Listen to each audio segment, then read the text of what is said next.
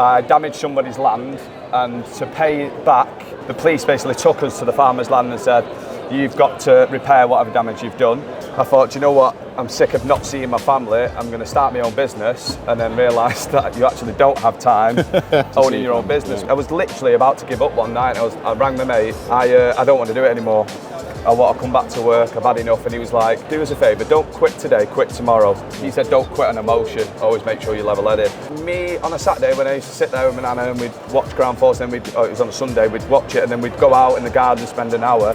For me, that was like one of the kind of happiest times with my family as a kid. So, KBB, day 2, and we have our first guest today, which is Mark from Lawnstripesandhedges. I got that right? Yeah, I was just watching. I got that right. Your brain turning over. No, got that right. So, Mark. Which Mark are we going on? Both good looking. Yeah. Standard, isn't it? Yeah. So on the podcast, we tend to get people on. We like to talk about a bit of backstory about how you came to be in what you're doing now. Yeah. So, do you want to give us a little bit of a sort of insight into? But not too much, because you're coming on. Oh yeah. Not too much. Just tease us. The PG version. Give us the PG version. The PG version was, I was a little scallywag as a kid. Yeah. I damaged somebody's land, and to pay it back in them days, I feel like I'm a little bit old now, but the police basically took us to the farmer's land and said, you've got to repair whatever damage you've done. And that guy actually had a landscaping company as well. And one Friday afternoon, we'd finished what we was doing, I was walking out and I seen a load of young lads on the back of a tipper, and I just thought, that looks cool. So I thought, can I do that? And he said, no. So then I literally, every single Saturday for must have been about 6 weeks after it, I'd turn up every morning, can I work with them lads today? And they eventually give me a job on £5 a day, which back then was a lot of money. Yeah. So then I fell in love with landscaping, because growing up watching Ground Force, I loved being out in the garden. So then I thought, well, maybe there's a career to this, and realised there was no money in it. So then I went into sales, and then What were you selling? Motorbikes. Oh, yeah. Yeah. That's probably one of the more interesting ones we have. have. Usually it's like Virgin Insurance. Media. Yeah, no, it was. I enjoyed it, but then unfortunately I lost my dad to an illness, and then I thought, you know what, I'm sick of not seeing my family, I'm going to start my own business, and then realised that you actually don't have time owning your own business. But the whole social media thing come when I lost my best mate Danny to suicide, and I started posting a few little videos on social media, but then to kind of pull my brain away from thinking about him, I focused everything into social media. So every spare bit of time that I had, I just, rather than mourn his loss, I just thought I'll forget about it, and then just kind of. How long ago was this then that you? So Danny died 18 months ago. I've been doing social media for about 16 months now. So it's blown up quite quick then, isn't it? Yeah. Because there's a lot of people that have been doing it for a very long time, and they haven't got to the heights that say you have, or and I feel like the people that sort of started around that COVID time seem to have learned how to game the algo way better than some of the old sticklers like me that still was like, oh, a poster photo. I think with me, I treated it as a separate job. So when I kind of tickled in it, and then I got to it was 100,000 followers, which at the time I thought I was an out and out celebrity. And then I was on holiday in Mexico, and some guy come back to me at the pool and went, are you that Lawnstripes guy? And I said, pissed up round the pool. So I thought my missus had set me up. She's like, of course, mate. He went, no, I follow you because of Alec Mowers, because he lived in Canada, and Canada in law, the lawns in Canada are massive. So then he was like, oh no, I'll follow you. And then the whole holiday he was kind of just saying, I can't believe how big you are on socials. And I was like, do you know what? When I go back, fanboying around the pool. And I thought, when I go back, I'm going to give it 100%. And I said to my missus, I said, you're not going to see me this year. I'm going to focus all my energy into socials, because I think I might have a career through it. And then everyone's like, yeah, of course you have. And then now we've just gone mental. I think we've got 1.6 or 1.7 I think people million. Want to have a go, and then as soon as they see it making traction and working, they're like, becomes addictive. I've got to smash this, I can crack it. Yeah. With me, I study everything. I think I do have analytics ADHD. side of it. So with my ADHD, if I have to kind of be the best at everything, and then if I'm not, the rejection side of it makes me proper depressed. Hate the criticism. Yeah. So for me, I was literally about to give up one night. I rang my mate who I used to sell motorbikes for, and I rang him and I said, I don't want to do it anymore. I want to come back to work, I've had enough. And he was like, do you think if it was easy, everyone would do it? And he went, do us a favour, don't quit today, quit tomorrow. Yeah. And when you wake up tomorrow, don't quit today. Well, there's that saying that don't quit on a bad day. You can quit on a good day. Yes, he said, you'll never do it, will you? He said, don't quit on emotion. Always make sure you're level-headed. And then it just kind of got bigger and bigger. And then, now we've kind of in talks with TV companies for our own show. Right, okay. Which from just a normal guy putting little videos on the internet. Like my dream was to host. Ground Force, but you wanted to be with Charlie Dimmock. Yeah, I wanted to be Charlie. That was kind of my dream, and I never thought it was a reality until I got a phone call every week, and I was like, this actually might be a thing. So with the TV side, is that something you want to pursue? Yeah, you want to, because of that initial goal of doing it? Because me, on a Saturday when I used to sit there with my nana and we'd watch Ground Force, and then it was on a Sunday, we'd watch it, and then we'd go out in the garden and spend an hour. For me, that was like one of the kind of happiest times with my family as a kid. So it's a memory thing as well. So they said to me, why do you want to do it if you're earning all this money on social media? And I said, because who watches TV? Yeah. It's the older generation, and the new generation's already see me on TikTok. So why not mix the two together? I always think, because people have said to me since I've sold uni, like, why are you continuing to work? But I always feel like I need to challenge myself, to reinvent myself. You that makes sense. You can get too complacent otherwise, can't you? And then you have no drive, no get up. Yeah, and it's like that with social media as well. You've really got to kind of reinvent yourself all the time, because now every single person, welcome to the Thingy project, welcome to this. Everyone's copying my style, so like you have to kind of always be one step ahead of everything and try and change it up. I said to you, the lifespan of an influencer is very much like a music artist. Because you can be cool today and then disappear tomorrow. But you've got, and like that, with that, like exactly what you said, that evolution. You'd look at someone like Kylie.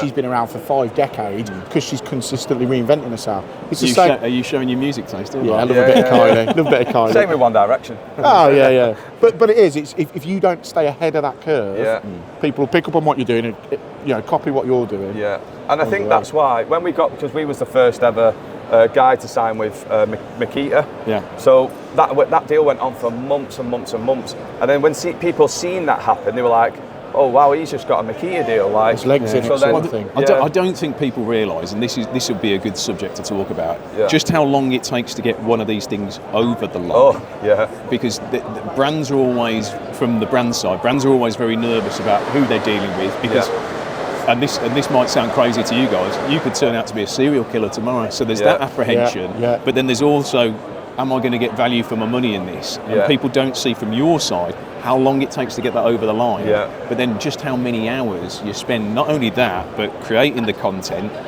That's the thing, is them hours that people don't see. They see your 90 seconds, your 60 seconds of your video. How long did that Makita deal take you to? Oh, that took a long time. The longest one was the NatWest deal. So we did a deal with NatWest, and that took 7 or 8 months ago. It's bad enough getting a mortgage with them. But the thing is with those guys is they want to get involved with people in this industry, but because they don't know it, they sort of dip the toe in, and it's a bit warm there, and then they get the foot in there, and it takes a long time to get that sort of relationship, especially anybody that's outside, like NatWest or maybe a Greggs, that's not in this sphere. But then also, like that Makita thing, they'll tie you down massively.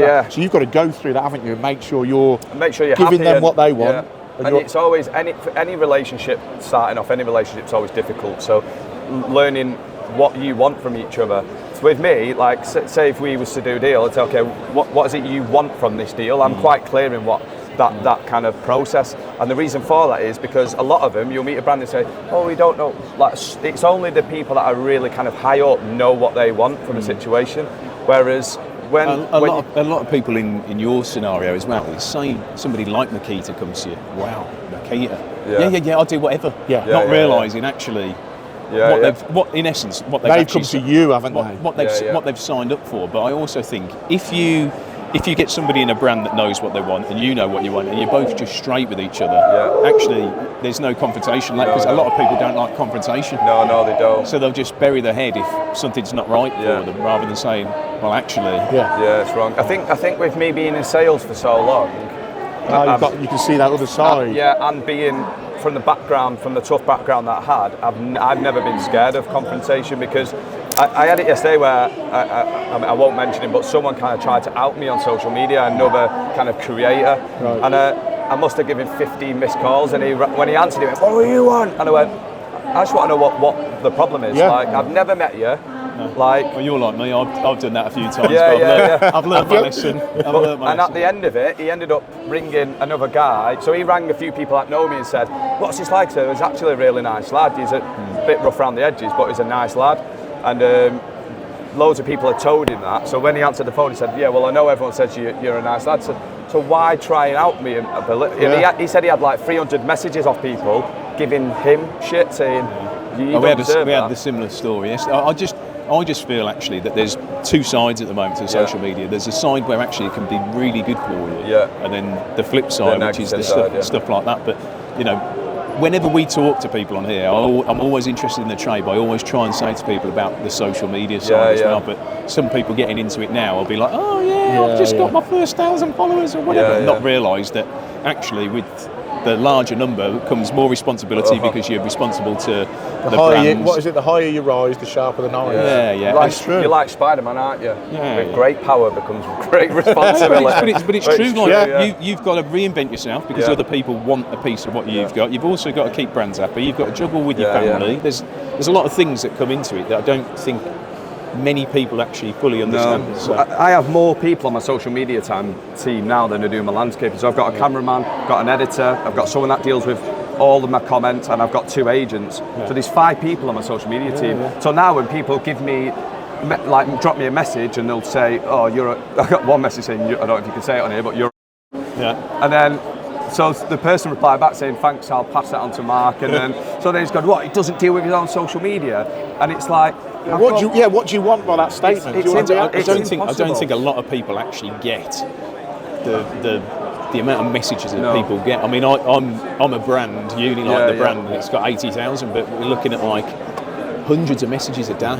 Most of them asking for free products. Free stuff, I feel like I need to respond to the majority. We had not on Instagram, on Facebook alone, we had 800,000 comments last month on Facebook. So like we try to respond to them, but on Facebook it gives you it says how much you've responded to them.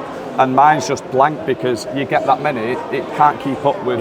Even though you responded to loads of them, it's still blank because of the volume. It's because of the volume. But I'm now looking for another YouTube cameraman because everything I earn from social, I just put back into it. I reinvest it in. Like as soon as there's a new mic out or there's a new something, I'd say I'll go and buy it. Sounds a bit like us, doesn't it? So I try to get upgrade stuff as much as possible, just so it's always there. But then people say, "Oh, like they'll see my new car and they'll see my watch and they'll say, 'Oh, he's doing well.'" I don't take anything out of social media. Like I'd literally do a Mr. Beast style where everything goes back into it. I earn money from launch. I've got a successful landscaping business that's been going for 4 years before it went onto social media, and we was already booked up for like 6-7 months before we went on social media, and now we're booked up for a year, but we've now got the TV thing, and it's like TV saying, "Well, I need 2 months from you."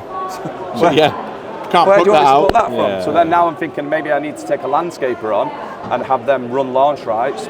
So you're constantly juggling it for what's best. But with me, I'm not afraid of losing everything because I've come from nothing. So I've literally come from nothing. So, and I'm not afraid of going back to that and coming again because that's the drive, isn't it?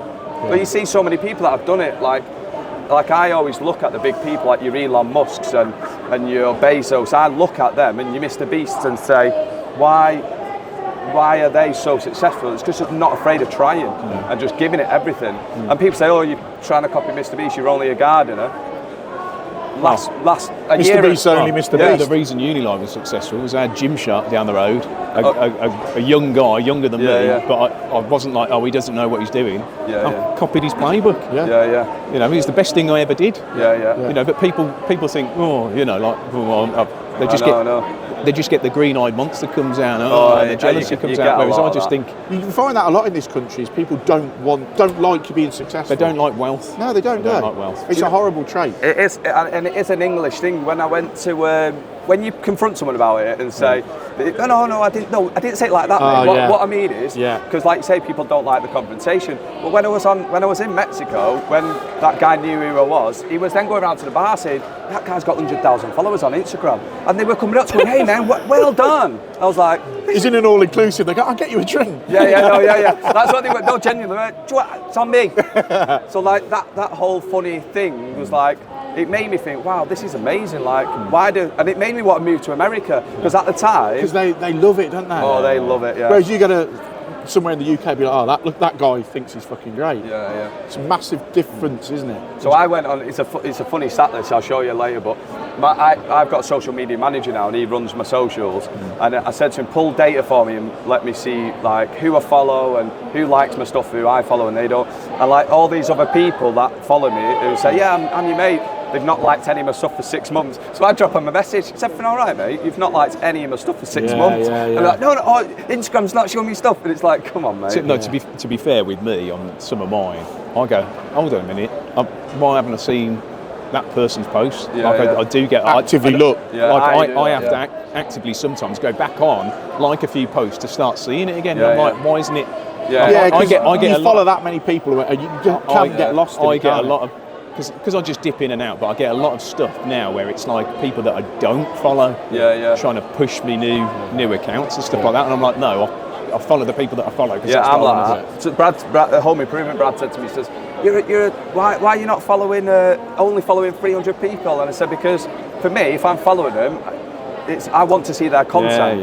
That's why it's not getting lost with thousands of others. Like I said to him, you will fall into a trap. I was going to do a Lewis Hamilton and delete everyone and start zero. I thought, no, I won't do that. I'm not there yet. Maybe a couple more weeks. Well, do you know what? I want to leave it there because I don't want to do too much. Mark gets on when we come up to the studio, we can have a right good deep dive into it. Pleasure. Thanks, mate. Cheers, Mark. Congratulations as well on the Cheers. Strong name, by the way. Strong name. All the best people. Yeah. See you later. Thanks, mate.